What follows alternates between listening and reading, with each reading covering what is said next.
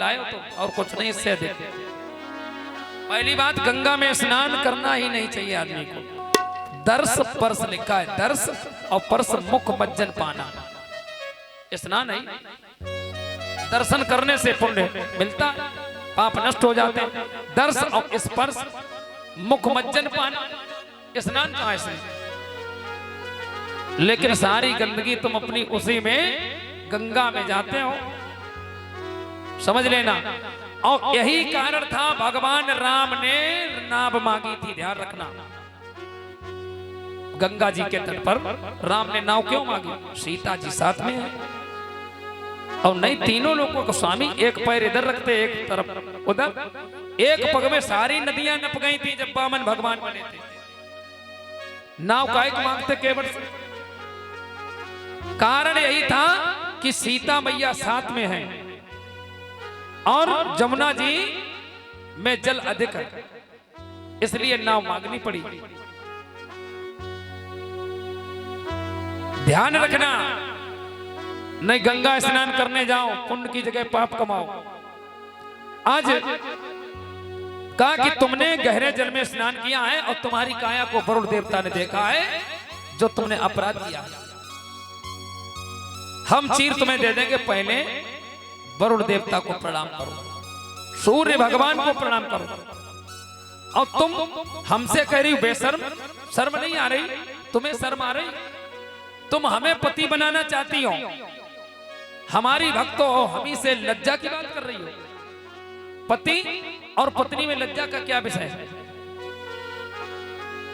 आज सखियां चुपचाप खड़ी सुन रही हैं, भगवान सखियों को ज्ञान दे रहे हैं, हमको पति बना रही हो, हमसे लज्जा का विषय। और जिसने तुम्हारी काया को देखा है, वरुण देवता ने, तुमने इस गहरे जल में स्नान किया है, अपराध हुआ, इनसे पहले प्रार्थना करो, क्षमा मांगो इनसे।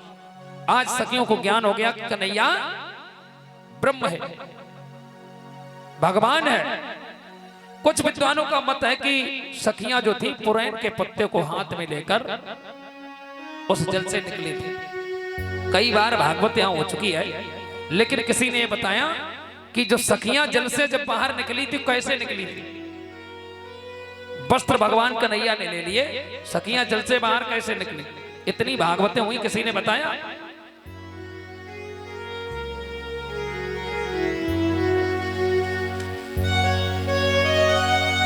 नहीं बताया तो हम बताएंगे। कुछ विद्वानों का यह मत है कि पुरैन पात हाथ ले निकली।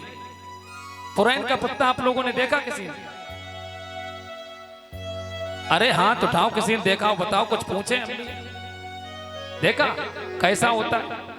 बड़ा होता। पुरैन होती कहां है? ताल में। और सखियां स्नान कहां कर रही हैं? नदी में। नदी में पुरैन होती है? नहीं होती। तो फिर ये गलत लिखा किसी ने, पुरैन का पत्ता लेके निकली। पुरैन होती नहीं, समझने का विषय है। लेकिन आज के कथावाचक जितना पढ़ेंगे उतना कहेंगे। एक किताब से अगर कथा कहोगे तो नहीं कह पाओगे। पुरैन का पत्ता है क्या, उसको समझना है, क्योंकि नदियां सखियां जो है नदी में स्नान कर रही हैं, तालाब है ही नहीं, तो पुरैन का पत्ता कहां से आएगा? आपने देखा होगा जब बच्चा पैदा होता है तो पुरैन साथ में आती है, उसको क्या कहते हैं? माताएं बहनें जानती हो क्या कहते हैं? पुरैन ही कहते हैं उसको। अरे शर्म का है कि जब ज्ञान लोगे, ये परमहंसों की सहायता है, सुखदेव भगवान परमहंस हैं। अब ज्ञान लोगे तो कुछ उसमें शर्म का विषय नहीं। पुरैन जिससे माँ जो खाती है उसी पुरैन के द्वारा बच्चे को खाने को मिलता है, उसको कहते हैं पुरैन नाड़ा। और पुरैन पात हाथ, उसी पुरैन का ये पत्ता शरीर है, उसी की ये पुरैन पात हाथ, तालाब में नहीं। और इन्हीं हाथों से सखियां अपने गुप्तांगों को ढककर जब निकली, कन्हैया ने ये कहा कि आप प्रणाम करो। अब सखियां समझ गई कि ये कन्हैया है और परम योगी है, मोर पंख धारण करने वाला है, ये योगी है, भोगी नहीं। मोर पंख जैसे मोर कभी संगत नहीं करता है। आंसू जो निकलते हैं वही मोरनी पान करती हैं। आज सखियों को ज्ञान हो गया और कन्हैया ने कहा कि आप वरुण देवता को प्रणाम करिए, सूर्य नारायण को प्रणाम करिए। प्रणाम किया दोनों हाथ जोड़ के और भगवान ने कहा अब ले जाइए वस्त्र। सखियों ने कहा महाराज अब कोई वस्त्र की आवश्यकता नहीं, अब क्या आवश्यकता। समझ गई जिसको मैं पति मानती हूं, ये सारे जगत का पति है, सारे संसार का पति है, और इसके सामने शर्म का विषय क्या।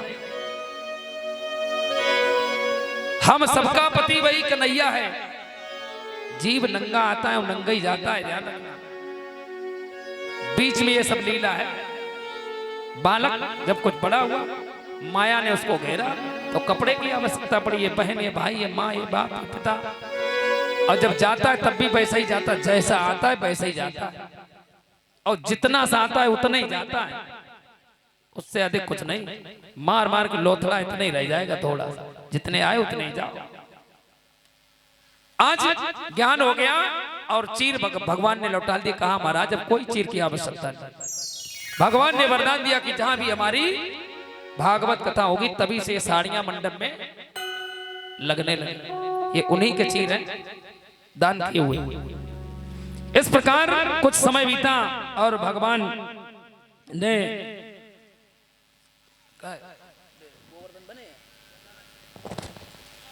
आज एक और लीला की गोवर्धन की। ब्रज में एक रूढ़ी चलती थी, लोग इंद्र की पूजा करते थे और दीपावली के दिन इंद्र की पूजा का मुहूर्त था। भगवान ने अपनी मैया से कहा मैया ये पकवान क्यों बन रहे हैं कि आज पूजा होगी। किसकी? इंद्र की। क्यों? इंद्र वर्षा करते हैं, देवता हैं, और जो वर्षा करते हैं तब हमारे खेतों में घास उगती है जिससे गाय बछड़े खाते हैं, दूध मिलता है।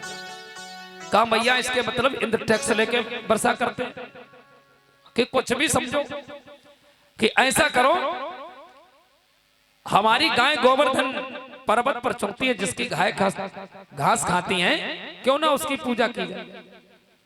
कन्हैया से ऐसा कहा कि मैया तो ऐसा करो, हमने इस प्रसाद में से एक लड्डू दे दो खाने को। मैया ने इनकार कर दिया कि अभी नहीं, पूजा हो जाएगी इसके बाद खाने को मिलेगा। मना कर दिया बच्चे को, कन्हैया को मना कर दिया कि पूजा होगी। भगवान ने जबरदस्ती सोचा कि पूजा हो जाएगी तब प्रसाद मिलेगा। कन्हैया का प्रसाद यहाँ। भगवान ने सोचा कि इंद्र का झूठा प्रसाद हमें मिलेगा, मैया हमको बालक समझ रही है। कन्हैया ने कहा इंद्र क्या हमसे बड़ा कि तू क्या हो गया। और कन्हैया ने जबरदस्ती उसमें से एक लड्डू लिया, खाने लगे, झूठा कर दिया प्रसाद। मैया को बड़ा क्रोध आया, ऐसा नटखट बालक, इसने सारा रसोई खराब कर दी। बहुत क्रोधित हुई और कहा कि मैया इंद्र की पूजा नहीं, हमारे गोवर्धन गिरिराज महाराज की पूजा करो। आज नंद बाबा ने सारे ब्रज में ऐलान किया कि कन्हैया ने कहा है कि गोवर्धन की पूजा होगी।